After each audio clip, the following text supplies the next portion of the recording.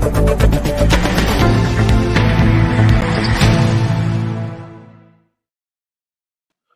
वालेकुम ख़वातीन हज़रात, मैं हूँ इसरार अहमद कसाना। आज जो हमारे मौजूदा साबिक़ वज़ीर-ए-आज़म और मौजूदा जो अ, शहबाज शरीफ साहब हैं, उनकी मैं एक स्टेटमेंट पढ़ रहा था, मुझे हँसी आ गई। और उन्होंने कहा जी कि मैं बिल्कुल बातचीत नहीं करना चाहता साबिक़ वज़ीर-ए-आज़म से, और ना ही हम जो हैं वो जाने वाले हैं, क्योंकि हमने बड़ा पॉलिटिकल कैपिटल जो है वो एट स्टेक रखा हुआ है, तो हम इतनी जल्दी जाने वाले नहीं। ये जो सूरत-ए-हाल है, उसके साथ-साथ हम देख रहे हैं कि इकॉनमी का बिल्कुल भट्टा बैठा हुआ है। इकॉनमी डिफ़ॉल्ट के बिल्कुल वर्ज के ऊपर है, और जो रजीम चेंज ऑपरेशन था, उसके हम नताइज जो हैं, अबतर तरीन नताइज जो हैं, उनका हम इस वक़्त देख रहे हैं, मुज़ाहरा देख रहे हैं। ये जो सूरत-ए-हाल है, ये किस तरफ जा रही है, और रजीम चेंज ऑपरेशन के बाद अब क्या हो रहा है, इस सारी सूरत-ए-हाल में आज हम उस शख्सियत से बात करने जा रहे हैं, जो इसमें एक बहुत बड़ा इम्पोर्टेंट रोल प्ले कर रही है। और वो हैं मेजर आदिल राजा साहब। उनसे आज बात करेंगे और उनसे पूछेंगे कि वो इस मामले में क्या सोच रहे हैं और क्या कर रहे हैं। उनसे बात करते हैं। अस्सलाम वालेकुम मेजर आदिल राजा साहब। जी वालेकुम सलाम इसरार भाई। बहुत बहुत शुक्रिया आपका। बड़ी मेहरबानी आदिल, आपने टाइम निकाला। मुझे पता है आप बहुत बिजी हो, और आजकल तो आपके ऊपर काफी मेहरबानियां भी हो रही हैं, और ट्रेंडिंग भी आपकी चल रही है, ट्विटर पे भी आप ट्रेंड कर रहे हो। लेकिन आज जरा थोड़ी सी, वो कहते हैं दिल दियां गल्लां हो जान। वो कहते हैं जी ना जी कि बिल्कुल। आ अंदलीब मिल के करें आहुजारियां, तू हाय गुल पुकार मैं चिल्लाऊं हाय दिल। क्या तो बात है। मुझे ये बताओ आदिल के ये किसी जमाने में आप तो बगावत कुचलने वालों में से होते थे। आजकल आपको लोग कहते हैं कि आप खुद बागी हो गए हो। कुछ ठेकेदार जो हैं वो आपको कह रहे हैं। तो ये कैसे आप बन गए हो भाई, बागी कैसे बन गए हो?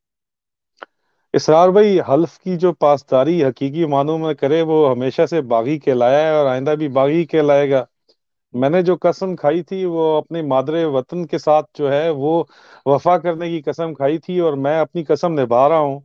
और जो मुझे बागी कहते हैं उन लोगों को जो गिला है वो ये गिला है कि मैंने मादरे वतन से ज्यादा मुझे उस इदारे की परवाह होनी चाहिए थी जिसमें रहते हुए मैंने ये कसम खाई थी। तो मुझे इदारे का जो है वो लिहाज करते हुए हर चीज की पर्दापोशी करनी चाहिए थी, हाँ। जो कि जिस पर्दापोशी की वजह से पाकिस्तान इस हाल में पहुंचा है जिसमें आपको आज नजर आ रहा है। तो मेरी गलती ये थी कि मैंने वो पर्दापोशी करने के बजाय आवाज़ हक बुलंद की और अपने हल्फ की पासदारी की, और उस पासदारी के नतीजे में उसकी मैंने सजा ये पाई कि मेरे ऊपर जो है वो गद्दारी का ठप्पा लगाने की कोशिश की गई। मेरे खिलाफ ट्रेंड्स चलाए तो जरूर जाते हैं, लेकिन ये बेवकूफ लोग ये समझते नहीं है कि जितना ये मेरे खिलाफ ट्रेंड चलाते हैं उतनी ज्यादा लोगों के अंदर मेरी कदर बढ़ती है, क्योंकि वह तो इज्जु मन तशाए वह तो जिल्लु मन तशाए। अल्लाह मुझे बिल्कुल। उतनी ज्यादा जो है वो फॉलोइंग भी देता है, लोगों के अंदर क्यूरियोसिटी होती है ना, तजस्सुस उभरता है। जिसने मेरी बात नहीं भी सुननी वो भी सुनता है कि यार ये बिल्कुल। बात क्या कर रहा है जो इसके खिलाफ पड़े हुए पीछे पड़े हुए हैं। तो बात जब वो सुनते हैं तो मैं तो दिल से बात करता हूँ, तो दिल से जो निकलती है वो असर रखती है, तो असर होता है। लेकिन लेकिन आदिल, एक चीज मुझे बताएं कि आपने कहा कि आपने हल्फ की पासदारी की है, लेकिन हल्फ तो बाकी लोगों ने भी उठाया हुआ होता है। वो क्यों नहीं पासदारी करते? और खास तौर पे जो पीएमए में उठाया जाता है कि जी मैं सियासत में हिस्सा नहीं लूंगा, सियासत में इस तरह नहीं करूंगा, तो ये भी तो एक हल्फ का हिस्सा है ना। कभी हम सोचते हैं कि फौज जो है वो ए पोलिटिकल हो गई है, कभी कहते हैं कि न्यूट्रल हो गई है, लेकिन इसके बावजूद हम देख रहे होते हैं, अभी भी हम देख रहे हैं कि वो ए पोलिटिकल की बजाय तमाम पोलिटिकल एक्टिविटीज चल रही हैं वहां अब मसला ये इसरार भाई वहां पे आता है जब आप हल्फ की पासदारी नहीं करते हैं और आप इनफरादी मफादात को जो है वो कौमी मफादात पर तरजीह देते हैं, या फिर इस तरह कह लेंगे कौमी मफादात को आप इनफरादी मफादात की वजह से कुर्बान कर देते हैं। और सब अच्छा की जो रिपोर्ट के तहत एक कल्चर जो बना हुआ है, एक पर। हाँ। प्रमोशन का कल्चर जो आया जनरल ज़िया के दौर के बाद, एक कल्चर आया, एक मटेरियलिस्टिक कल्चर पूरे पाकिस्तान में आया, सिर्फ इदारे के अंदर नहीं आया। एक मटेरियलिस्टिक कल्चर आया जिसके अंदर एक बेनिफिट स्ट्रक्चर बनाया गया जनरल मुशर्रफ के दौर से, कि ओहदे के हिसाब से उनको जो है वो मरात इस किस्म की दी जाने लगी कि अगर आप जनरल बन के रिटायर होते हैं तो आप जो हम्म। है वो आप अरबपति होते हैं। आपको 100 करोड़ों से ऊपर, आपको एक एक प्लॉट भी 50-50 करोड़ का मिल ही जाता है। तो उस रैंक तक पहुंचने के लिए फिर हर चीज, हर जायज नाजायज बात को मानने की जो एक रविश पड़ी, उस रविश ने मामलात जो है वो वहां से खराब किए। लेकिन उससे पहले भी ये चला आ रहा था, ये बात नहीं है कि ये पहले नहीं हो रहा था। आप 75 साल की जो एक तारीख है उसको आप भुला नहीं सकते। लेकिन 75 साल की तारीख में एक तरफ अगर आप रख भी दें, और अगर हम नियर पास्ट की बात करें, फौरी जो हमारा जो गुजरा है उसकी बात अगर करें, या मैं अपनी सर्विस की बात करूं, तो मुझे हाँ। नजर ये आता है कि ये जो मटेरियलिज्म आया हमारे अंदर आया, पूरे मुल्क के अंदर आया, वो इदारों के अंदर भी आया, क्योंकि इदारों के अफसर जो हैं वो तो जाहिर बात है इसी सोसाइटी का हिस्सा है। तो वहां इस मटेरियलिज्म ने जो है गाजर के शौक में जो है वो तबाह बर्बाद हो गया, कौमी मफादात की कुर्बानी दी गई। यस सर सिर्फ करना है आपने, नो सर नहीं करना, क्वेश्चन नहीं करने, चाहे इलीगल ऑर्डर्स हैं आपने सुनने हैं, वहां से ये मामलात और पैसा आपने कमाना है उस रैंक तक पहुंच के, या अगर उस रैंक पे आप नहीं पहुंचते तो किसी और तरीके से फिर कमाना है। वहां से खराबियां आनी जो है वो सारी की सारी, इसरार भाई, यहाँ पे हमारे सिस्टम के अंदर शुरू हुई, जिसकी वजह से हम जहाँ पे पहुंचे हैं वहां पे खड़े हुए हैं जी। तो फिर इसका मतलब तो ये हुआ ना कि जो हमारा जो पैराडाइम है पूरे का पूरा ट्रेनिंग का, और पूरे का पूरा जो उसके बाद पोस्टिंग ट्रांसफर सारा कुछ, वो पैराडाइम ही हमारा गलत है। वो पैराडाइम जो है वो हमारे जो नेशनल ईथोस है उसको रिफ्लेक्ट नहीं कर रहा। तो अगर वो नहीं कर रहा तो there is something wrong somewhere ना। तो इसको इसको रिकग्नाइज और एक्नॉलेज क्यों नहीं किया जा रहा? देखें इसरार भाई, एक तरफ तो आपको ये सिस्टम काम करते हुए नजर भी आता है, लेकिन दूसरी तरफ ये जो सिस्टम मैल फंक्शन आपको करता हुआ नजर आता है, वो जाहिर बात है इट इज, ये आपके ऊपर एक जिम्मेदारी डालता है कि आप रिवाइज करें ये तमाम जो आप जिस तरह सिस्टम को चला रहे हैं उसको। जिस तरह जर्मन आर्मी में जो है वो स्टाफ ऑफिसर्स 10 जॉब्स जो हैं उनको तरजीह नहीं दी जाती, जो फील्ड ऑफिसर्स हैं, कमांड की जो जॉब्स हैं, या जो कंपनी कमांडर है उसकी ज्यादा अहमियत है मासवाए उसके कि एक स्टाफ 10 जॉब करने वाले ब्रिगेड मेजर से। ये जो तवाजन है ये हमारे यहाँ नहीं है। हमारे यहाँ 10 जॉब जॉब जॉब करने वाला जो बंदा है वही आगे जाके जर्नल बनता है। हाँ ठीक है, उसकी फील्ड अपॉइंटमेंट्स हर रैंक के अंदर होती हैं, लेकिन उसको वो मैनेज करता है। ये एक इशू है, ये हर किसी के साथ नहीं है। 50% 50% है, 50% लोग इसको मैनेज कर लेते हैं, 50% हार्ड वे के तहत भी ऊपर आते हैं। अभी भी पाक फौज में इस तरह के जर्नैल साहिबान मौजूद हैं जो लड़ के ऊपर चढ़े हैं, जिन्होंने ऑपरेशन एरिया के अंदर भी कारकर्दगी दिखाई है, जिन्होंने जंगें भी लड़ी हैं। लेकिन बहुत कम तादाद है, ज्यादातर तादाद जो है वो आपकी स्टाफ अपॉइंटमेंट्स के साथ ऊपर आती है। लेकिन इस सारी सूरत हाल में जो ब्लेम गेम है वो ये है कि ये जो सीनियर ऑफिसर्स हैं, बाबे उनको हम अपनी जारगन में बोलते हैं, उनको जो बेबी बना के उन्होंने गोदी में रखा हुआ है ना, कि यार बाबे के मिजाज के खिलाफ कोई बात नहीं होनी चाहिए। हाँ। तो वो फिर वहां पे खराबी होती है कि आप बाबे को सब अच्छे की रिपोर्ट देते हैं, और गलत रिपोर्ट आप उस तक के कानों तक पहुंचने नहीं देते, क्योंकि उसका मूड ना खराब हो जाए, उसका मूड खराब हो कॉन्टिन्यूसली तो आपकी एसीआर ना खराब हो जाए। ये हाँ। यहाँ पे जो है एक बहुत बड़ा जो है वो मसला खड़ा होता है इस कल्चर की वजह से। ये जो कल्चर आया, और खास तौर के ऊपर पिछले 6 साल में जनरल बाजवा ने इस कल्चर को जितना ज्यादा परवान चढ़ाया, हम्म। उसने जो है वो आपकी फौज की बुनियादें हिला दी हैं। क्योंकि इस दौरान आपको हजारों की तादाद के अंदर अफसरान जो आवाज़ हक बुलंद करते हैं, जो अपना फ्री अपना जहन रखते हैं, हाँ। उनको बिग माउथ, वो आपको या तो रिजाइन देते नजर आए, मेरी तरह वॉलंटियरली रिटायरमेंट लेते नजर आए, या उनको जो है जबरी तौर के ऊपर रिटायर कर दिया गया। और इसमें हजारों की तादाद है अफसरों की पिछले 6 साल में, और इस वक्त भी बददिली बड़ी आम है अफवाज के अंदर। और अफसरान जो है वो, जिनको हल्का सा भी नजर आता है कि हमारा कैरियर कॉम्प्रोमाइज्ड है हमारी बातचीत की वजह से या किसी और वजह से, वो छोड़ना चाहते हैं फौज।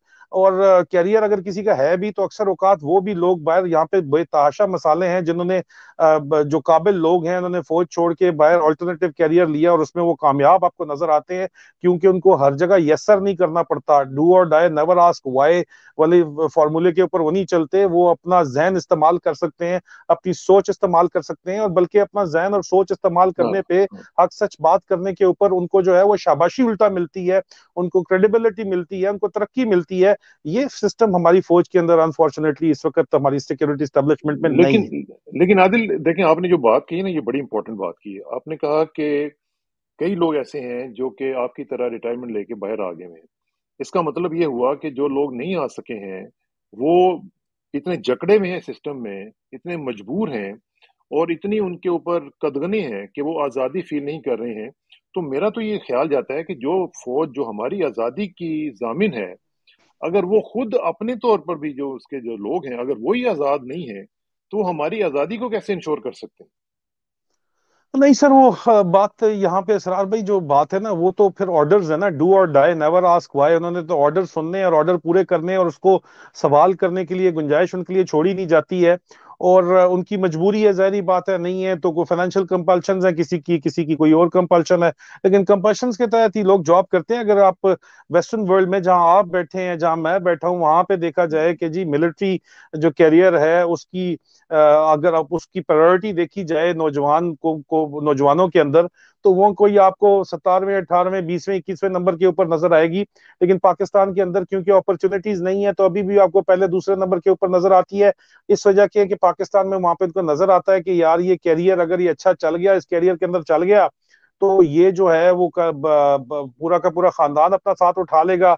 और ओवर एंड अबव जाहिर बात है, फौज ने रूल इतनी दफा किया है कि अगर ये आगे की इंटेलिजेंस वगैरह में लग गया, अच्छी इसकी अपॉइंटमेंट होगी, जरा सीनियर हाँ। रैंक के ऊपर चला जाएगा, तो पूरे टब्बर के फिर काम करवाएगा। सोच वही चल रही है ना। फिर वो पाक फौज और पंजाब पुलिस बनाने के ऊपर जो हम कहते थे कि ये उस तरफ लेके जा रहे हैं, तो वहां की तरफ तो लेके जाया जा रहा है। और पिछले 6 साल ने जितना ज्यादा डैमेज यहाँ पे किया है, पाकिस्तान की अफवाज की जो इकदार के जो फैब्रिक है, उसको डैमेज किया है बाजवे ने पिछले 6 साल के अंदर। ये जो यहाँ तो पे फिर आपको काम होता नजर आया है। तो फिर आदिल, ये मुझे बताएं कि ये जो बाजवा डॉक्ट्रिन सो कॉल्ड, जो हम पढ़ते रहे सुनते रहे कि जी बाजवा डॉक्ट्रिन है, वो फिर क्या फौज का डॉक्ट्रिन था या वो इंडिविजुअल डॉक्ट्रिन था? और अगर वो इंडिविजुअल था तो अब उनके जाने के बाद खत्म हो गया है, इज इट डेड और it is still alive and kicking? Israr भाई, बाजवा डॉक्ट्रिन जो है वो एक इंडिविजुअल डॉक्ट्रिन था। और एक अच्छी जो चीज इस जनरल आसिम मुनीर ने आके की है, वो ये की है कि उन्होंने अपनी जो शुरू की हदायत दी है उसमें उन्होंने कहा है कि मैं किसी भी किस्म की इनफरादी सिक्योरिटी डॉक्ट्रिन नहीं पेश करूंगा, बल्कि कौमी जो डॉक्ट्रिन है, नेशनल सिक्योरिटी पॉलिसी है, वही चलेगी। अब ये जन बाजवा की जो डॉक्ट्रिन है वो तो सरासर उनकी जाती तशहीर के लिए उसको इस्तेमाल किया गया। ये जो कल्चर फौज के अंदर चला आ रहा है कि बाबों को बेबी बना के उनकी खुशनुदी हासिल करने के लिए, अपनी नौकरियां ठीक करने के लिए, ब्रिगेडियर शफीक अदरवाइज ब्रिगेडियर बन ही नहीं सकते थे, उन्होंने ब्रिगेडियर बनने के लिए इसको सर के ऊपर चढ़ाया, इन मामलात को प्रेजेंटेशंस दी, बाबे को बताया कि सर ये तो जो आप काम कर रहे हैं, ये तो आज से पहले कभी हुआ ही नहीं है, आप जो है वो कायदे आजम बन गए हैं पूरे के पूरे। इस तरह की उनको खुशनुदी की जाती है। और उसके बाद जो है आपको पता चलता है कि जी कौमी खजाने से कई सौ करोड़ रुपया लगा के तशहीर की जाती है जी बाजवा डॉक्ट्रिन की, कि जी बाजवा डॉक्ट्रिन कोई बहुत ही बड़ी चीज बना दी गई है। और बाजवा डॉक्ट्रिन की वजह से जो है वो ये सारे का सारा पाकिस्तान चल रहा है। हालांकि बाजवा डॉक्ट्रिन के तहत मैं आपको बताऊं कि अभी आपने जिक्र कर ही दिया है, तो बाजवा डॉक्ट्रिन जो है वो 2017 में ये नजरिया जो है ये दिया गया। बाजवा नजरिया पाकिस्तान और दुनिया के लोगों को अमन और बकाए बाहमी पर मुबनी हकीकत पसंदी के नजरिए के तौर पर पेश किया गया। आईएसपीआर के प्लेटफॉर्म से प्रोपेगेंडा थीम के तौर पर डीजी आईएसपीआर ने जोरों शोर किया के साथ जो है इसको चलाया, इस प्रोपेगेंडा को चलाया। और उन्होंने जनरल बाजवा को एक पुरअमन मुल्क बनाना चाहते हैं उन्होंने कहा कि मुल्क के लिए आर्मी चीफ के विजन के तौर पर नजरिए का हवाला दिया और बड़े पैमाने पर प्रोपेगेंडे के जरिए पाकिस्तानी अवाम को इस पर यकीन दिलाया कि ये बात जो है बहुत पाकिस्तान की बेहतरी के लिए है, और सरकारी खजाने से करोड़ों रुपए इसके ऊपर खर्च किए गए। और इस नजरिए ने मुल्क के लिए जमहूरी मुस्तकबिल को फरोग देना था। लेकिन इसका खात्मा पाकिस्तान में नियो फाशिज्म और नियो मार्शल लॉ के साथ हुआ, बाजवा डॉक्ट्रिन का। हाँ। और नजरिए जो है ये लोगों ने ये नजरिए ने लोगों को ये बताया था कि अमेरिका, सऊदीया और कतर नवाज शरीफ से खुश नहीं है, यही कहा था ना। आज वही नवाज शरीफ वापस वही उसको बात। ये गवर्नमेंट के अंदर रजीम चेंज के साथ ले आए हैं, ठीक है। और इमरान खान के खिलाफ यही प्रोपेगेंडा कर रहे हैं कि इससे खुश नहीं है। बाजवा डॉक्ट्रिन ने ये यकीन दिलाया कि मुल्क के दिफा के लिए फौज पूरी ताकत के साथ जवाब देगी। लेकिन इस नजरिए की मौत हुकूमत की तब्दीली के ऑपरेशन में सहूलत फराम करने और पाकिस्तान के लोगों को मुकम्मल तौर पर अमेरिका की गुलामी में लाने से वाजे होगी कि यार ये तो किसी तरह की, ये तो लेट गए हैं जाके उनके आगे, ये तो कहते हैं भाई अब स्ट्रेटेजिक कंपल्शन है हमारी, हम जा ही नहीं हाँ। सकते। फिर बाजवा डॉक्ट्रिन ने हिंदुस्तान के लिए कहा इंतजार करो और देखो की पॉलिसी का आइडिया पेश किया था। और इसी वजह से कश्मीर के ऊपर जो है वो तबाही, कश्मीर का मसला हो गया, उन्होंने कश्मीर का इल्हाक कर लिया वन साइडेड। नजरिए ने पाकिस्तान से दहशतगर्दी का मुकम्मल सफाया करने का फरोग दिया था। लेकिन अभी आप देखें अफगानिस्तान से भी गोले आ रहे हैं, तरीके तालिबान वापस पाकिस्तान के अंदर घुस आई है। किधर की बाजवा डॉक्ट्रिन? डॉक्ट्रिन के तहत प्रोपेगेंडा किया जाता था कि बाजवा जो है वो वुडरो विल्सन जैसी मुद्दबराना खसूसियात का हामिल शानदार मिलिट्री कमांडर और स्टेट्समैन है। लेकिन बाजवे ने जो पाक फौज को इसकी निचली तरीन सतह पर पहुंचा दिया है, और वो आपके सामने है। अपनी आवाम जो है, वो जो 75 साल में जो मोहब्बत करने वाली आवाम थी, वो गालियां देने के ऊपर उतर रही है। और इस नजरिए के मुताबिक इसने कहा था जी पानामा जेआईटी मुकम्मल तौर पर गैर जानबदार थी, लेकिन आज इन्होंने उन्हीं मुजरिमों को एनआरओ 2 दे दी है। बाजवा नजरिए नहीं, बाजवा डॉक्टरी ने कहा था ना। अच्छा, अभी एनआरओ 2 यही बाजवा देके गया है। बाजवा नजरिया ने कहा जी 18वीं तरमीम के खिलाफ था, लेकिन आज वही 18वीं तरमीम का चीफ मामार जरदारी जो है वो इनका शराकतदार है। इनके ससुर का, बाजवे का ससुरदार आखिर में शराकतदार निकला है। उसके अलावा बाजवा डॉक्ट्रिन ने कहा कि इसहाक डार के मालियाती विजन को मुस्तरद किया था, लेकिन आप देखें कि इसहाक डार को वही इस्टेब्लिशमेंट जाते जाते उसको वापस आपको फाइनेंस मिनिस्टर लगा के गए हैं। बाजवे नजरिए के तहत जरदारी नवाज शरीफ से बेहतर ऑप्शन थे। ऐसा लगता है कि ये बहरहाल इन्होंने करने की कोशिश की है, लेकिन वो नवाज शरीफ ने इनको ब्लैकमेल कर दिया है।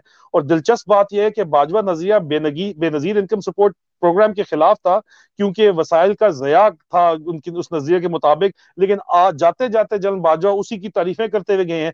और इस डॉक्ट्रिन के तहत इसराइल के साथ तल्लुकात हकीकत पसंदी के तौर पर कायम किए जाने थे, और अब इसके ऊपर बहरहाल काम हो रहा है। नतीजा यह कि बाजवा डॉक्ट्रिन ने कौमी से जाती मफादात तक का सफर तय करके बदअदवानी, जानिबदारी और अकरबा परवरी को फरोग दिया है, जिसने पाकिस्तान की मईशत और सलामती को तबाह करके रख दिया है। ये मैं इस पे तजिया कर चुका था, आपने पूछा तो मैंने आपको हाँ, बता दिया। नहीं, लेकिन अब क्वेश्चन ये है कि सब कुछ हमने देखा और हमने बदलते हुए देखा। यानी ओवरनाइट लोगों को जो मुहाफिज पाकिस्तान थे उनको गद्दार डिक्लेयर करते हुए देखा, उनको सर्टिफिकेट पकड़ाते हुए देखा। फिर अरशद शरीफ का केस आप देख लें किस तरीके से वो निकला उधर से और उसको फिर मरवा दिया गया। इसी तरह आप लोग हैं बाहर जो निकले हुए हैं, साबिर शाकिर हैं वो बाहर आए हुए हैं।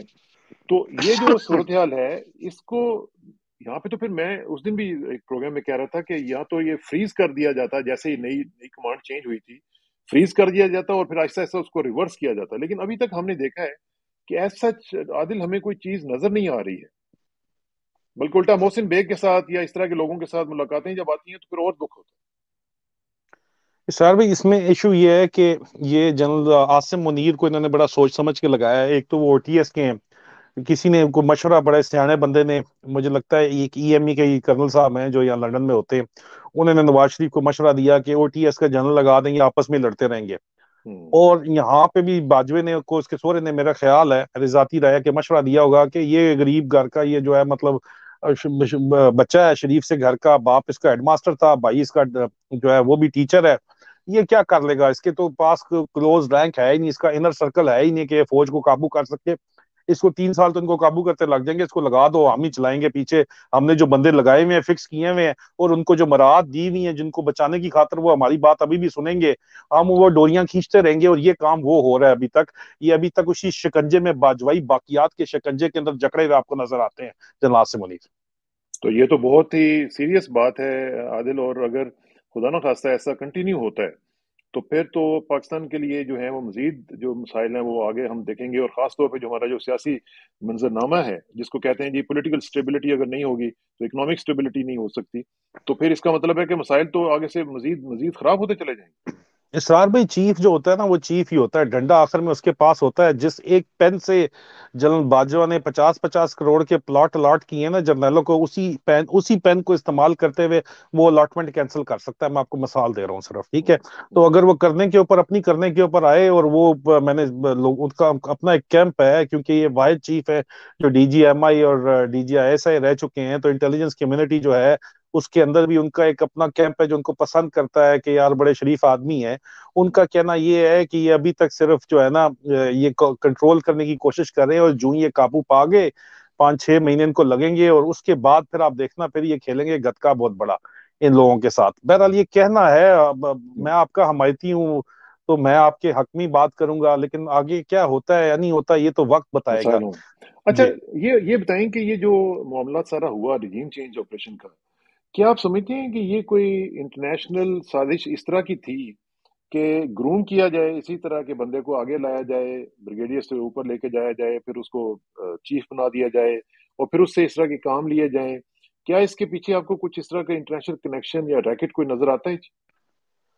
नहीं इसरार भाई, देखें, काबू तो करने के लिए किसी को भी काबू किया जा सकता है। किसी बंदे को ग्रूम करके, लोग कहते हैं कि ये इंडिया के साथ जब ये ब्रिगेड कमांडर थे तो इंडियन जो इस वक्त चीफ हैं, जो रह चुके हैं चीफ, वो इनके जीओसी थे, तो वहां पे इनको कल्टीवेट किया गया। लेकिन मेरे ख्याल में इस तरह की बातचीत से ज्यादा यहाँ पे इनके जो अभी असासे निकले हैं, जो इनके और इनकी बेगम और इनके बहू के ही सिर्फ निकले हैं, अभी इनके अपने रहते हैं, उनके बेटों के रहते हैं, इनके समधियों के अगर निकालें आप असासे, और इनकी बहनों के खामदों के निकालें अगर आप असासे, तो ये ट्रिलियनियर बन गए, मतलब कि खरबपति बन गए ये लोग। ठीक है, कैसे बन गए ये? असल तो ये मफादात थे, असल तो वजूहात ये थी ना। हमारे लिए बड़ा आसान काम है कि हम ब्लेम कर देते हैं हर चीज जो है वो बैरूनी अनासर के ऊपर। अपने गिरबान में झांकने की तो हम जो है वो तकलीफ करते ही नहीं है।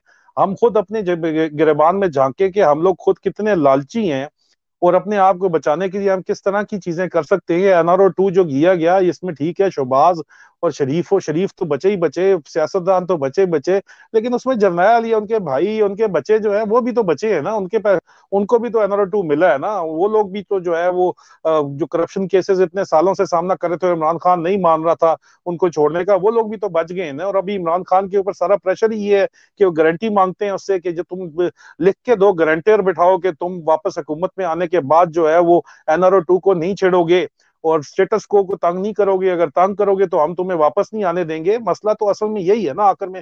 हम बैरूनी नासर से पहले हम अपने गिरबान में हमें झांकना चाहिए। हम अगले को मौका देंगे तो दुश्मन का तो यही काम है कि मौके को एक्सप्लॉइट करना, चाहे वो सही। कोई भी हो। आपने फैक्ट फोकस की बात की है, उस स्टोरी की बात की है जिसमें देखा हमने कि अरबों रुपए के सासों की बात आई उसमें, और उसमें काफी दिन तक तो पहले डिनाइल ही नहीं आया और फिर उसके बाद थोड़ी सी एक्सप्लेनेशन आ गई। तो जी ये जी। मुझे बताएं कि ये जो अकाउंटेबिलिटी है हमारे सिस्टम के अंदर, तो चलें कोई सिस्टम है ही नहीं, एग्जिस्ट ही नहीं करता, लेकिन जो फौज के अंदर एक अकाउंटेबिलिटी का सिस्टम सुना जाता था कि है, तो क्या वो सिस्टम जो है वो एक्टिवेट नहीं होता इस तरह की चीजों के लिए, या ब्रिगेडियर एंड अब या जनरल्स जो भी हैं वो इससे मावरा हैं? नहीं, इसरार भाई, ये इंतहाई अफसोस के साथ कहना पड़ता है कि एक ही जुर्म की सजा जो है फौज में रैंक के हिसाब से दी जाती है। मतलब वही जुर्म जो है वो कप्तान मेजर ने किया है तो उसकी सजा शदीद तरीन होगी, थोड़ा जूं जूं ऊपर जाते जाएंगे सजा कम होती जाती है, और टॉप के ऊपर पहुंच के तो खैर अगर आप 4 स्टार पे जाएं तो सजा होती नहीं है सिरे से। तो ये एक बहुत बड़ा अलमिया है हमारा यहाँ पे एहतसाबी अमल का। एहतसाबी अमल तो बहुत अच्छा है, बड़े तरीके से काम कर रहा है, लेकिन उस एहतसाबी अमल का ये बहरहाल अलमिया है। मजीद मैं इससे ज्यादा बात करूंगा तो वो कौमी सलामती के ऊपर बात आ ठीक जाएगी, इसलिए उसको मैं ठीक छेड़ता नहीं हूँ। ठीक है। मैं अगर अगर मैं नहीं तो अगर ये इसके ऊपर किसी को, क्योंकि लोग तो करेंगे प्रोपेगेंडा, तो मैं हम्म, सिर्फ आपको सिर्फ ये जिक्र करता चलूं कि मैं पिन पॉइंट करके बाय नेम आपको केसेस बता सकता हूँ, लेकिन वो फिर कौमी सलामती का हाँ इशू ठीक। उसके ऊपर बन जाता है, इस वजह लेट्स से हम नॉट नहीं गो इनटू। बताते। हाँ, हाँ लेट्स नॉट ठीक गो है। Into their. बट ये प्रॉब्लम बहरहाल है, अकाउंटेबिलिटी का इदारे के अपने अंदर भी एक प्रॉब्लम है। लेकिन एक चीज तो है ना कि रिजीम चेंज ऑपरेशन के दौरान जो हमने हालात देखे हैं और जिस तरीके से एक वर्सनिंग सिचुएशन हम देख रहे हैं और अभी भी चल रही है, ऑन गोइंग है, इसको लोग एक तो वैसे भी हम दिसंबर से गुजर रहे हैं और 4 दिन के बाद वो दिन आने वाला है जो हमारा कलेजा फाड़ देता है। क्या लोगों का ये इस मामले को इक्वेट करना 71 के साथ, क्या ये दुरुस्त बात है? क्या ये इतना ही बड़ा हादसा है जिस तरह के 71 में हुआ था, या खुदा न खास्ता हम उस तरफ बढ़ सकते हैं? इशार भाई, अनफॉर्चुनेटली ये जो कुछ हुआ है ये अनप्रेसिडेंटेड है। ये आज से पहले नहीं हुआ, और इस होने के नतीजे में अवाम का रिएक्शन भी अनप्रेसिडेंटेड है। अवाम ने आज से पहले इस तरह का रिएक्शन नहीं दिया, और इस रिएक्शन को इग्नोर किया जाना भी अनप्रेसिडेंटेड है, जिसकी वजह से ये फेडरेशन आपकी खतरे में जरूर पड़ सकती है। ठीक है, आप जोर जबरदस्ती इसको चलाई रखेंगे क्योंकि वेस्ट पाकिस्तान और ईस्ट पाकिस्तान के दरमियान में इंडिया था, यहाँ पे आप इकट्ठे जरूर हैं, लेकिन बहरहाल यहाँ पे जो आपके छोटे सूबे हैं बलूचिस्तान के अंदर और के खैबर पख्तूनख्वा के अंदर एहसास महरूमी जो है बड़ी शदीद तरीके से बढ़ेगा, और दुश्मन जाहिर बात है उसको एक्सप्लॉइट करेगा, क्योंकि यहाँ पे जो आप कर रहे हैं, आप आवाम की बात नहीं मान रहे हैं। आप PTI पे ठप्पा लगा रही है एस्टेब्लिशमेंट के, ये RKP की पार्टी है, पठानों की पार्टी है। हालांकि पंजाब में हुकूमत उन्होंने बनाई है, ज़मीनी इंतखाबात जो है इलेक्शन इमरान खान ने जीते हैं। अब ये पूरे नेशनल फेडरेशन की पार्टी है और भाई। केपी कहाँ का? केपी जी। तो भी, केपी तो पाकिस्तानी है ना? हाँ, KP पाकिस्तान का ही है ना ये। वो कहते हैं नहीं जी, KP तो देखो उन्होंने कहा था कि अभी हमारी बारी है सेंटर में हुकूमत की, नहीं तो हमें फेडरेशन का क्या फायदा, हमने इनको दे दी हुकूमत, अभी बस इन्होंने अपनी बारी ले ली है, वो पूरी नहीं करने दी बारी, तो वो बस इतनी बारी उनकी बनती थी उस हिसाब से। मतलब इस तरह की बातें करना, आप फ्री एंड फेयर इलेक्शन कराए, और रिजल्ट के मुताबिक आप हुकूमत हैंड ओवर करें। आप ये बंद दरवाजों के पीछे क्यों कब तक करते रहेंगे यार, ये काम चलाते रहेंगे, और इसी वजह से तो सारे के सारे मसले पड़े हैं आपके। तो ये जो 71 की बात लोग करते हैं, उसमें लोग इक्वेट करते हैं इसको बाजवा साहब को और याहिया साहब को। तो इनका इक्वेशन बनता है जिस तरह। बनता है इसरार भाई, बिल्कुल बनता है। जो जनरल बाजवा ने फौज की रेपुटेशन को नुकसान पहुंचाया, मेरे दादा प्रिजन ऑफ वॉर थे, 4 साल वहां पे रह के आए आगरा जेल के अंदर, और मेरे नाना यहाँ पे लंदन आए हुए थे कवर अपॉइंटमेंट में आईबी की, और उसके बाद यहाँ से वो वापस ही नहीं गए, यहीं पे दिल का उनको दौरा पड़ा, फोत हो गए, और अपने बच्चों को वसीयत कर गए कि तुमने पाकिस्तान वापस नहीं जाना। बस वो छोटा बेटा जो है, एक मिलिट्री कॉलेज जेलम से फारूक तहसील था, उसको फोन करके बुला लिया यहाँ पे, उसको कहा जी इंग्लैंड आ जाओ। एक छोटा बेटा रह गया था, उसने बहरहाल फिर भी फौज ज्वाइन की। और दादा मेरे जब वापस आए तो ये दिल टूटा हुआ था, लेकिन उस वक्त भी फौजियों के साथ अवाम की फौज के बारे में इसी किस्म की बातचीत थी, और इसी तरह फौजियों को बातें सुनना पड़ती थी अवाम की, जिस तरह की जनरल बाजवा ने अभी पिछले 8 महीने में गंद जो घोल के गया है, उसके बाद सुननी पड़ी है। इज्जत के जो है वही तार तार ये करके गया है, और फेडरेशन के ऊपर आगे चल के वही जो है असर पड़ सकता है, अगर ये डंडा डोली प्रोग्राम जो फैसल नसीर के थ्रू इन्होंने, डर्टी हैरी पार्टी के थ्रू और राणा सनाह जैसे बदमाशों को सामने बिठा के इन्होंने चलाया हुआ है, यही चलता रहा, तो फिर आगे जाके बिल्कुल फेडरेशन के ऊपर असर पड़ेगा, क्योंकि गयूर अवाम है भाई, वो बलूचिस्तान वाले भी इनसे पहले ही तंग है, केपी वाले भी उनके साथ मिल जाएंगे, वो कहेंगे यार ये तो मजाक इन्होंने बना लिया है, बदमाशी करते हैं हमारे साथ। तो ये कब तक चलेगा काम? फ्री एंड फेयर इलेक्शन क्यों नहीं हो सकता भाई? फ्री एंड फेयर इलेक्शन करें, जिसको आवाम वोट देती है पूरे पाकिस्तान में, उसको गवर्नमेंट दें, आप साइड पर हटें। और खास तौर पे जिस तरह सेनेटर आजम स्वाति साहब का केस है, आदिल, रोंगटे खड़े हो जाते हैं। और जिस तरीके से एक बुजुर्ग आदमी को जिस तरह बरहना करके उनको जलील किया गया है, जिस तरह बाकी लोगों के साथ इस तरह किया जा रहा है, ये कैसे हो सकता है कि अपना एक मुहाफिज, आपकी जो आपकी मुहाफिज फौज है, वो खुद ही आपको बेलिबास कर रही है, आपको बरहना कर रही है। ये तो अनथिंकेबल था, जो कि अब हम देख रहे हैं कि हो रहा है, वाकईतन हो रहा ये सरार भाई वही कतर वाले हालात ये दोबारा क्रिएट कर रहे हैं, क्योंकि मेरी इस मामले में अब इंतहाई सीनियर ऑफिसर से, जनरल ऑफिसर से बात हुई। मैंने कहा कि सर ये आप लोग जो कर रहे हैं आजम खान स्वाति के साथ, वो बुजुर्ग आदमी है, उसने क्या, उन्होंने कहा जी उसने वो आपको पता है ना बी क्या कहा, बी से वर्ड जो बनता है, है। हम उसको नहीं कहते। उन्होंने कहा जी इन्होंने जो बस्टर्ड कह दिया, तो ये वो, अब मैं खुल के नहीं बात करता, पर उन्होंने, हाँ, ठीक। वो इसकी जरूरत कैसे हुई भाई? कहते हैं कि इज्जत सिर्फ इनकी है। आप, मैंने कहा सर आप एक बंदे को, बुजुर्ग आदमी को, उसके हाथ नंगा करके उसके हाथ पीछे मार के मुंह के ऊपर थप्पड़ मारें, और वो आपको गाली भी ना निकाले आगे से, आप ये चाहते हैं, और इज्जत सिर्फ आपकी है। उसके बाद उसकी बीवी के साथ आप वीडियो बनाएं, उसकी बेटी को भेज दें, और इज्जत सिर्फ आपकी है और आपके अफसरों की है और आपके जर्नैलों की है सिर्फ, और बाकी पाकिस्तान में किसी की इज्जत नहीं है, फिर क्या? तो वो बहरहाल इसके ऊपर सुनने के ऊपर तैयार ही नहीं है, वो सोच ही नहीं है। देखें अरशद शरीफ के मर्डर को आपके ऊपर आप आ जाएं कि बड़ी बड़ी बातें की गई, माजी की कदम बोसी के ऊपर चले गए हैं, वो वहां से मैंने उस पर आपको असल हकीकत बताई कि ये तो उल्टा वहां पे जाके उनको कन्विंस कर रहे हैं कि आप गलत हैं, हाँ। उनकी माँ को बता रहे हैं आप गलत हैं। तो बहरहाल माई जिंदो को भी इंसाफ मिला था, अरशद शरीफ की वालदा को भी इंशाल्लाह इंसाफ मिलेगा। वैसे वैसे इंसाफ की जंग जरा आदिल लंबी है। आदिल मैं वो आपका ब्लॉग देख रहा था, जो आपने माई जिंदो की बात की है। आप यकीन करें कि उसने तो दहला के रख दिया। और वाकईतन जिस तरह आपके आंसू निकले थे, इस तरह बाकी सारी कौम के आंसू निकले होंगे। ये जो केस है, मैं समझता हूँ कि इस केस को एक मिसाल बनाना चाहिए, ताकि इस केस के साथ फिर आइंदा से हम इसके साथ जुड़ी हुई जो चीजें हैं उनको कंट्रोल कर सकें। और असल में इसरार भाई ये फौरी तौर के ऊपर माई जिंदो को 4 साल लग गए थे, यहाँ पे शायद उससे भी ज्यादा लगे, क्योंकि इसमें सब के सब नंगे होते हैं। इसमें बादशाह नंगा होता तो अरशद शरीफ शहीद ने अपनी जिंदगी में बता दिया था, इसमें वाकई बादशाह नंगा है इस केस में। मैंने इसके ऊपर 4 से 5 लाइव वीलॉग किए, जिसके बाद मेरे सर की कीमत लगा दी गई यहाँ पे, और यहाँ पे एक्टिवली जो है मुझे हंट डाउन करने शुरू कर दिया। मेरी असेसिनेशन की इन्होंने तैयारी कर ली। यहाँ पे यूके पुलिस जो है, यहाँ की सीआईडी, काउंटर टेररिज्म डिपार्टमेंट जो है, वो मुझे प्रोटेक्शन इस वक्त प्रोवाइड कर रहा है। और आपको पता है ये लोग बगैर इन्वेस्टिगेशन के, बगैर लेजिटिमेट थ्रेट के तो ये कभी मूव करते नहीं है। तो इन्होंने हाँ, अपनी इन्वेस्टिगेशन में साबित किया कि हाँ जी लेजिटिमेट थ्रेट है। क्यों? क्योंकि मैंने अरशद शरीफ की जो शहादत की असल कहानी है वो मैंने बता दी थी, मेरे जराये ने बता दी थी। और ये मेरे जराये क्यों, मुझे यहाँ पे लंदन में बैठ के यार किस तरह जो बातें होती हैं मैं प्रिडिक्ट तो नहीं कर हाँ। सकता, मैं कोई नजूमी नहीं हूँ।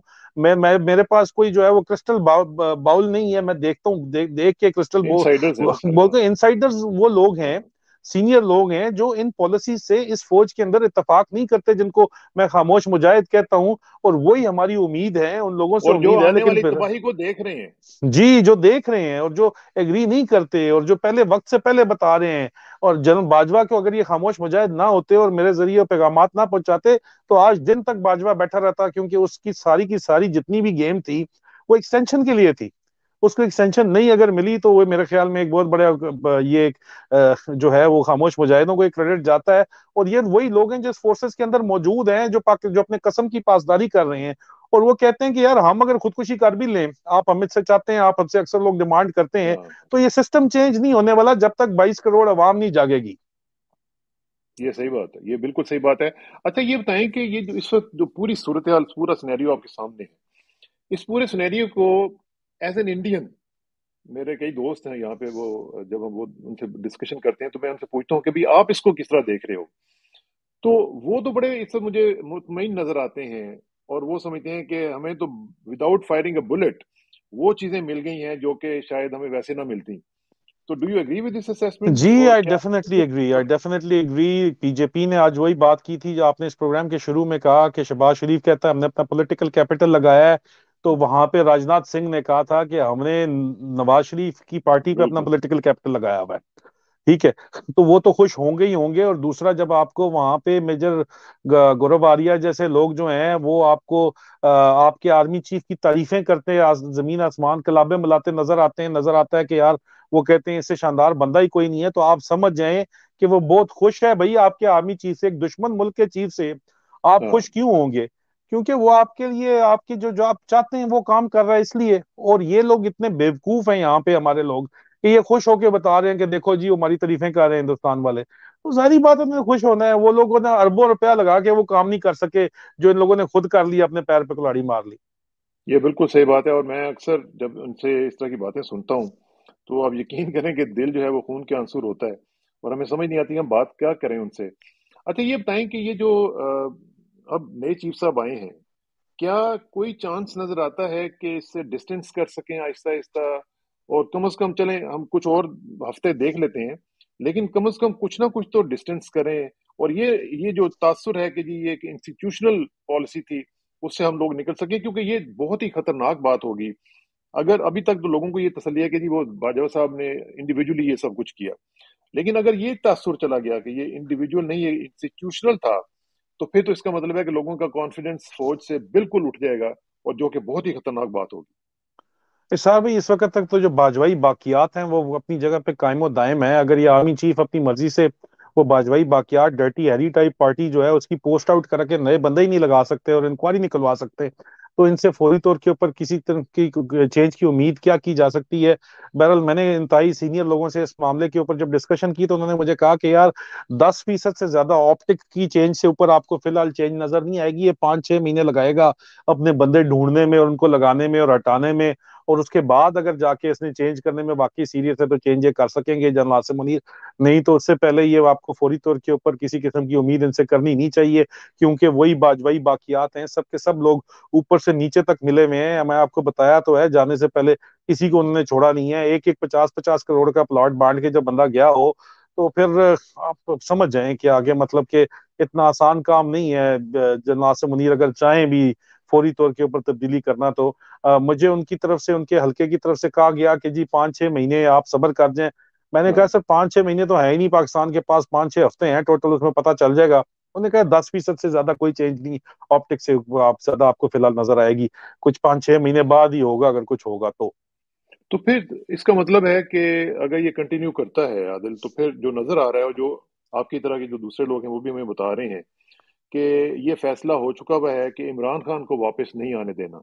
तो क्या अगर इस तरह होता है तो फिर तो यही बात है ना कि आप पूरे पाकिस्तान का जो 70 या 80% लोगों की एस्पिरेशंस हैं, आप उनके खिलाफ जा रहे हैं, आप नेशनल ईथोस के खिलाफ जा रहे हैं, और आप नेशनल इंटरेस्ट के खिलाफ जा रहे इसरार भाई देखें, इसमें इशू ये है कि एक इनकी सोच है और एक इनका फैसला है। इमरान खान को रजीम चेंज करके इन्होंने अपनी सोच नाफिज करने की कोशिश की, लेकिन अवाम ने जो इसका जवाब इनके मुंह के ऊपर दिया है वो अनप्रेसिडेंटेड है।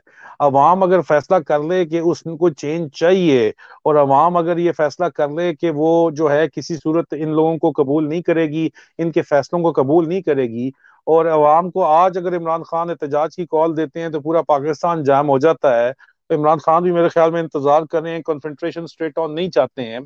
तो आखिरकार ये फैसला अवाम ने ही करना है, और अवाम का फैसला जो है वो आपने देखा कि उसको इस दौर के अंदर दबाना नामुमकिन हो गया है। ये चाहते तो जरूर हैं कि इमरान खान वापस ना आए किसी भी सूरत, उनको नाअहली कर दें या कुछ ना कुछ कर दें, लेकिन पब्लिक प्रेशर, इमरान खान की जो स्ट्रीट पावर, अगर इमरान खान ने अपनी उसको यूटिलाइज जिस दिन कर लिया सही तरीके से, वो आज भी अगर करना चाहें और पूरा पाकिस्तान जाम कर दें, तो वो बहुत कुछ कर सकते हैं। इमरान खान के हाथ में भी बहुत कुछ है, लेकिन ये लेकिन मुकाबला जो है लेकिन ये वही गेम बात ऑफ है। नर्व्स है। हाँ, गेम ऑफ नर्व्स में अभी तक हम देख रहे हैं कि इमरान खान साहब जो हैं, वो उनकी कुछ पॉलिसीज हैं वो लेकरडेसिकल किस्म की लग रही हैं, कोई एग्रेसिव नहीं है, कोई इस तरह की जो मतलब एक एज ए लीडर जिस तरह नॉर्मली वो एक बड़ा अच्छा रोल प्ले करते हैं एज ए लीडर। लेकिन इसमें हम देख रहे हैं कि वो कुछ या तो वो कंफ्यूज्ड हैं या उनको समझ नहीं आ रही कि उनको डील कैसे करना है, क्योंकि जाहिर है कि पूरे का पूरा मुरब्बा चूचू का जो इकट्ठा हुआ है उनके मुकाबले में, तो उनको पता नहीं चल रहा। तो हो क्या रहा है? इमरान खान साहब आपको वीक नजर आ रहे हैं, इनडिसाइसिव नजर आ रहे हैं, हो क्या रहा देखें, एक तो इसरार भाई, मैंने अपना लास्ट आपके प्रोग्राम से पहले वीलॉग किया है, इमरान लाइव मैंने अपना वीलॉग किया है। इमरान खान के आस्तीन के जो सांप है उनका मैंने जिक्र किया है। इमरान खान को चारों तरफ से आस्तीन के सांपों ने घेरा हुआ है। इन लोग इमरान खान को मशवरे देने वाले भी जो हैं, इन्होंने अपने ही बंदे मैनेज किए हुए, अपनी बातें इनके कानों में फूंके मारे हैं, लेकिन खान साहब को बहरहाल इस बात का एहसास है अच्छे तरीके से। और उनकी आखिरी स्पीच आप 2 दिन पहले की देख लें, परसों की, उसमें वो बड़े तरीके के साथ जो बातें कर रहे हैं वो रिजेक्ट कर रहे हैं जो उनके कानों में बातें है? डाली जा रही हैं। लेकिन इशू ये है कि यही लोग हैं, यही लीडर हैं, जो पार्टी, यही सियासतदान है जिनके साथ इमरान खान ने इलेक्शन लड़ना है। इमरान खान पाकिस्तान की सारी सीटों के ऊपर खुद जाके तो लड़ नहीं सकते ना, उनको यही लोग बिठाने हैं, और ये लोग मैनिपुलेट करना इतना आसान है, सिस्टम को मैनिपुलेट करना इनकी पार्टी के अंदर लोगों को। और फर्ज ही है ना, इवन पाकिस्तान से बाहर भी लोगों को मैनिपुलेट किया जा रहा है। मैंने लास्ट वीलॉग उसके ऊपर किया। एक तो ये इशू है यहाँ पे बहुत बड़ा। दूसरा इशू जी। इसमें मुझे जो सबसे बड़ा नजर आता है वो ये है कि इमरान खान साहब खूनी इनकलाब नहीं चाहते हैं, वो खून खराबा नहीं चाहते। नहीं तो अगर वो आज भी हम्म। कॉल दे दें तो उनका जो पावर बेस इस वक्त बैठा हुआ है, खासतौर के ऊपर आपको खैबर पख्तूनख्वा के कबायली इलाका जात में और नॉर्थ पंजाब में जो नजर आता है, वो अगर आज भी इमरान खान साहब कॉल दे दें और वो खड़े हो जाएं, तो यहाँ पे हम्म। सिविल वॉर हो जाएगी फिर। और फिर जो आप 1971 वाला सवाल कर रहे हैं वो खुदा ना खास्ता वाकई रियलाइज होता नजर आएगा, और वो इमरान खान अपने सर जिम्मेदारी वो नहीं लेना चाह रहे। इसी वजह हम्म। से वो इसको लीगल तरीके से लेके चलना चाह रहे हैं, क्योंकि उन्होंने कायदे आजम को अपना आइडियल रखा हुआ है, और वो कहते हैं कि कायदे आजम ने भी तो ये तमाम मुश्किलात देखी थी लेकिन कॉन्स्टिट्यूशनलिस्ट, हाँ। लीगल बैटल लड़ी थी, तो वो लीगल हाँ, बैटल लड़ना चाहते हैं जी। लेकिन लीगल बैटल में आप देखें ना कि उनका उनका जो मतलब ही is up against some crank, जो क्रुक्स किस्म के लोग हैं, स्कंक्स हैं बल्कि, उनके साथ वो उनका मुकाबला हो रहा है। अब आप देखें कि उनके साथ अपने साथ जो जो इत्तेहादी हैं, परवेज इलाही साहब जो हैं, वो देखें उनको किस तरह टफ टाइम दे रहे हैं। तो ये तो मतलब उनको अपनी पूरी की पूरी पॉलिसीज जो हैं वो उनको रिविजिट करना पड़ेगा, अदरवाइज तो मसाइल बढ़ जाएंगे उनके। इसरार भाई, ये इमरान खान साहब ने थोड़ा पकड़ा हुआ है और वो पत्थर को कूट रहे हैं। और पत्थर जो है वो पहली जरब पे नहीं टूटता, ना दूसरी पे टूटता है, आखिरी पे टूटता है। आखिरी जरब आने में अभी वक्त है। ये बड़ा लॉन्ग टर्म, यहाँ पे लॉन्ग ड्रॉन बैटल है। ये इतनी जल्दी जो है ये काबू कंट्रोल होने वाली नहीं है। और इसी बैटल के दरमियान इन्हीं लोगों में जो आज उनकी मुखालफत में खड़े हैं, इन्हीं के अंदर से उनको रास्ता नजर आएगा, यही लोग उनको जो है रास्ता दिखाएंगे। उसमें पहला स्टेप मेरे ख्याल में जो है वो पंजाब और खैबर पख्तूनख्वा की असेंबलियों की रेजोल्यूशन है, जो फौरी तौर के ऊपर उनको मैनेज करनी पड़ेगी। उनको चाहिए कि इसकी रेजोल्यूशन उसकी कर दें, और ताकि जो है ये मामला मजीद प्रेशर जो है वो इनके ऊपर इलेक्शन कराने ताकि के लिए पड़े। इलेक्शन वो फोर्स करें इनके ऊपर, जी, फोर्स करें। इलेक्शन इनके ऊपर फोर्स करें। नहीं तो जितना ज्यादा टाइम वो खींचेंगे उतना ज्यादा वो डर्टी हैरी अपना जो डिस्ट्रिक्ट लेवल तक जो अपनी एक्सपेंशन कर रहा है इलेक्शंस को मैनेज करने के लिए, वो मैनेज करेगा। क्योंकि यहाँ पे नून लीग ये कहती है कि देखो, वो ब्लैकमेल भी इनको करते हैं और कहते हैं कि हमें तोड़ने के लिए एस्टेब्लिशमेंट को आपने इस्तेमाल किया, आप पीटीआई को तोड़ने के लिए भी उतना ही इस्तेमाल करें, तब लेवल प्लेइंग फील्ड होगी। तो यहाँ पे ये मसला इस वक्त बना हुआ है। तो ये जो डर्टी हैरी साहब हैं, इनके जाने का कोई चांस आपको नजर आ रहा है जी? ये क्यों, कोई मुझे तो जो ये केस है अरशद शरीफ साहब का, उसमें तो मुझे अभी कोई उम्मीद नजर नहीं आ रही है, और इनके देख जाने की भी उम्मीद नहीं है। साहब, प्रेशर तो बिल्डअप हो रहा है, और अगर वो नहीं जाएगा तो फिर आसिम मुनीर साहब जो हैं वो एक लेगेसी जो है वो बाजवा का पूरा बैगेज अपने सर के ऊपर ले लेंगे। और मेरा नहीं ख्याल कि वो फिर जो है पाकिस्तानी कौम को कुछ कहने के भी काबिल रह जाएंगे, मुंह दिखाने के काबिल रह जाएंगे। उनको बहरहाल अल्टीमेटली इसको डर्टी हैरी पार्टी को एक साइड पे करके ओपन एक इंक्वायरी जरूर करनी पड़ेगी।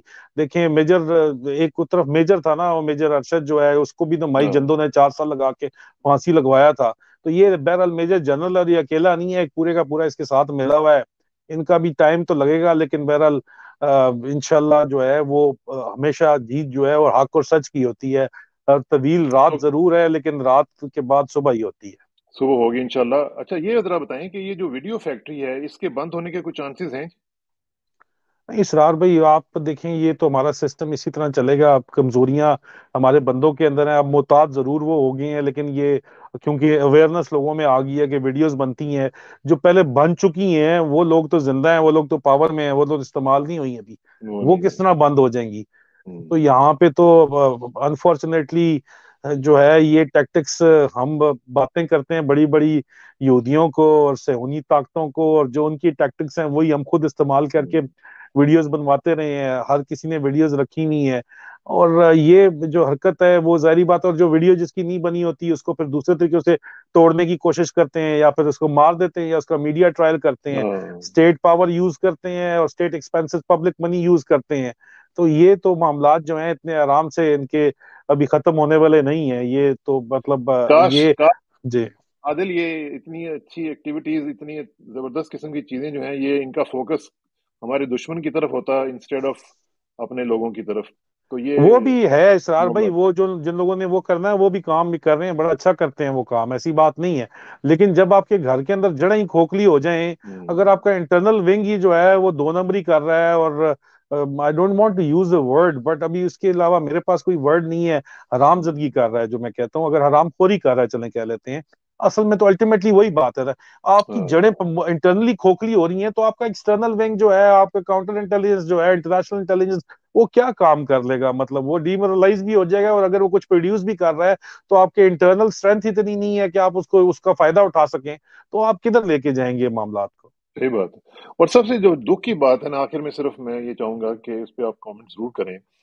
देखिए, मैं चंद माह पहले जब पाकिस्तान गया था तो मेरी एक और हालत थी, और मैं उसी हालत में था कि जो पाकिस्तान के लिए हमारी फीलिंग्स होती हैं, जिस तरह हम पाकिस्तान के एक सिपाही के तौर पर हम लगे हुए होते हैं। आप भी अपना काम कर रहे थे, हम भी अपना काम कर रहे थे। और फिर जब ये हमने ऑपरेशन देखा और उसके बाद फिर हमने सारे सिलसिले देखे, तो अब यकीन करें कि दिल की कैफियत बिल्कुल बदल गई। और मैंने उसका मुजाहरा उस दिन देखा जिस दिन ये चेंज ऑफ कमांड हुई। तो मैंने उस दिन भी अपने शो में कहा था कि मैंने पहली दफा देखा कि चेंज ऑफ कमांड के दौरान परेड हो रही है, सब कुछ हो रहा है, बैंड्स बज रहे हैं, सारा कुछ, वो तराने और ट्यून्स चल रही हैं, और पहली दफा मेरी आंखों में आंसू नहीं आए। तो ये जो चेंज ऑफ हार्ट हुई है, मैं समझता हूँ कि ये सबसे बड़ा नुकसान हुआ है। You agree with it? जी बिल्कुल सही कह रहे हैं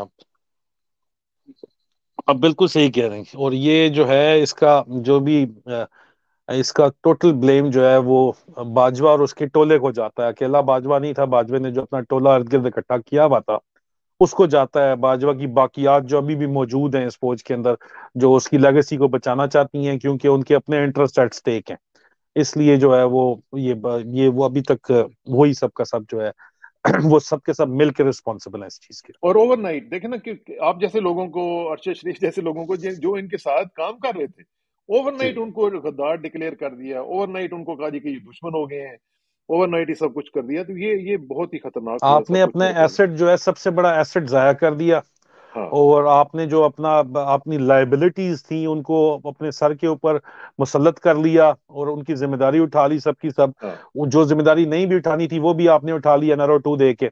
तो फिर हाँ। जाहिर बात है, क्योंकि आपके चंद लोगों के जो है लोगों को फायदा पहुंचना था। अभी जनरल बाजवा की, अभी अरशद शरीफ शहीद की वालदा के पास जब उनकी बेटी ने जनरल आसिम मुनीर से सवाल किया कि बाजवा के जो असासे निकले उसकी बीवी के और बहू के, अगर आप सिर्फ और सिर्फ वो सवालात उनसे पूछ लेते कि ये कहाँ से बनाई जा रहे हो पैसा, तो हाँ। ये दिन ना हमें देखना पड़ता। तो उन्होंने आगे से कहा, यार वो तो देखें डिक्लेयर्ड असासे हैं, वो लेजिटिमेट असासे हैं। भाई वो किस तरह लेजिटिमेट है? क्योंकि आपने NRO 2 दे दिया, और आपकी जो है हाँ। आप सवाल ही नहीं पूछा जा सकता कि आपने माल कहाँ से बनाया है। उल्टा अप्रूव जो है वो बर्डन सारा अब नैब के ऊपर है कि उसने साबित करना है कि माल इलीगल बना है भाई।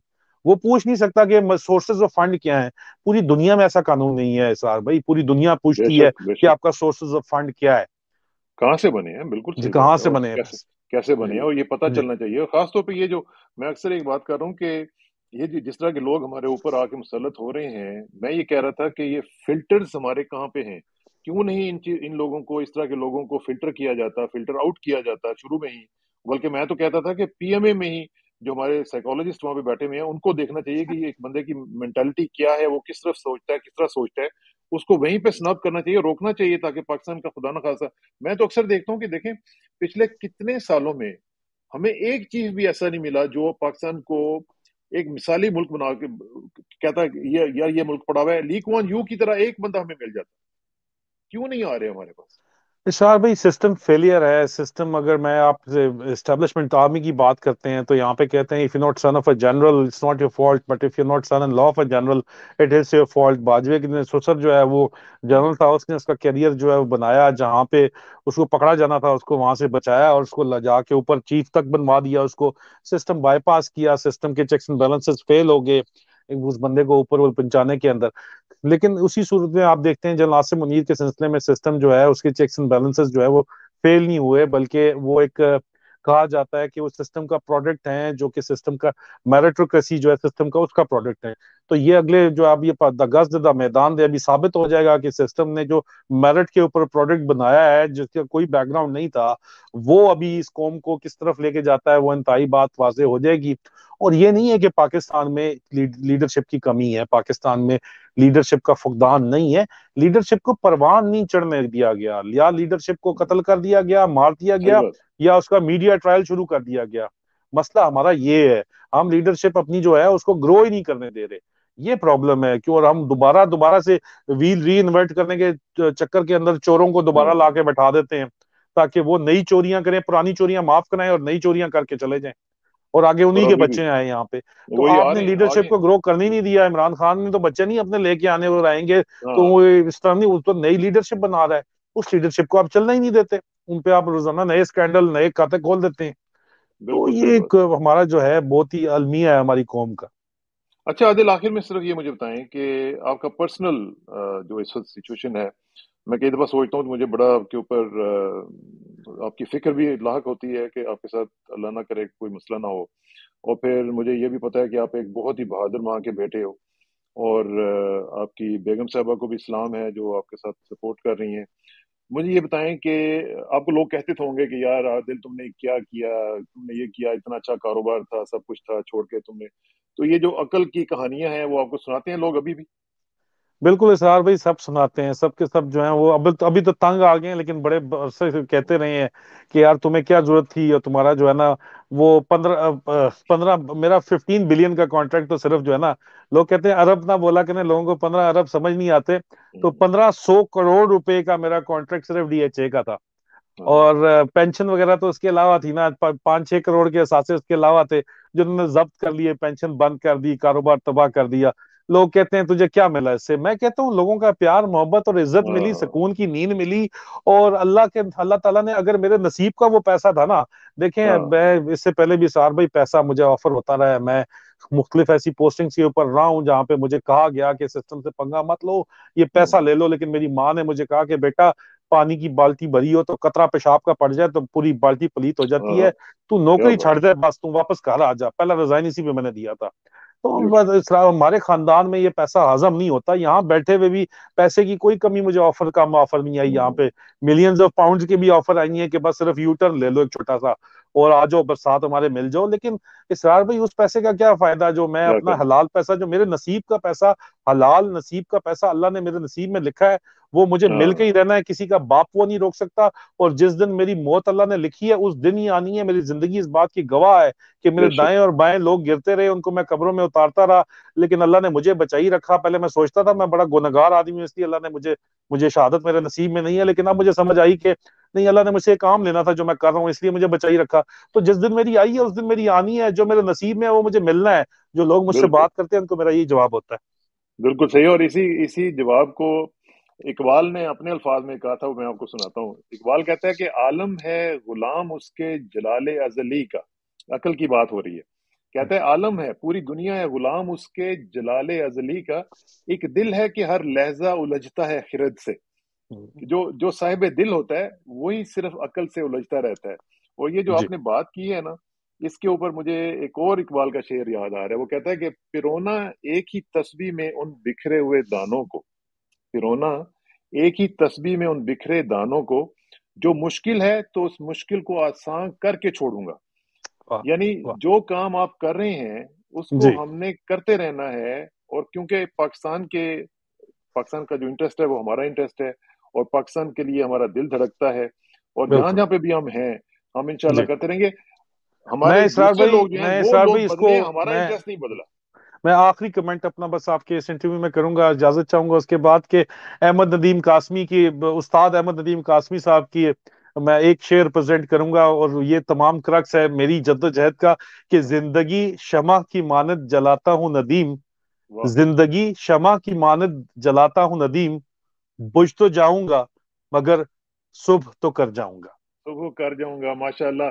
और इसी के साथ मैं आपका शुक्रिया अदा करना चाहता हूँ। आपकी वालदा मोहतरमा का शुक्रिया अदा करना चाहता हूँ। आपकी बेगम साहबा का शुक्रिया अदा करना चाहता हूँ, जो आपके साथ एक चट्टान की साथ तरह खड़ी हुई हैं। और इस कौम को आप जैसे लोगों की जरूरत है, जो कि हक की आवाज बुलंद करते रहते हैं, और हमें आपके ऊपर फख्र है। और आखिर में इस दुआ के साथ कि मेरी इज्जत के लिए काफी है कि मैं तेरा ही बंदा हूँ, और मेरे फख्र के लिए काफी है कि तू ही मेरा परवरदिगार है। तो बिल्कुल उसी तरह जिस तरह मैं चाहता हूँ, मुझे भी उसी तरह बना दे जिस तरह तू चाहता है। स्पुरदम आमीन। बतोमाए खेशरा तू दानी हिसाब कमो बेशरा। मुझे इस्राक साना को मेजर आदिल राजा साहब के साथ इजाजत दीजिए। जल्दी मुलाकात होगी इंशाल्लाह। अल्लाह। अल्लाह।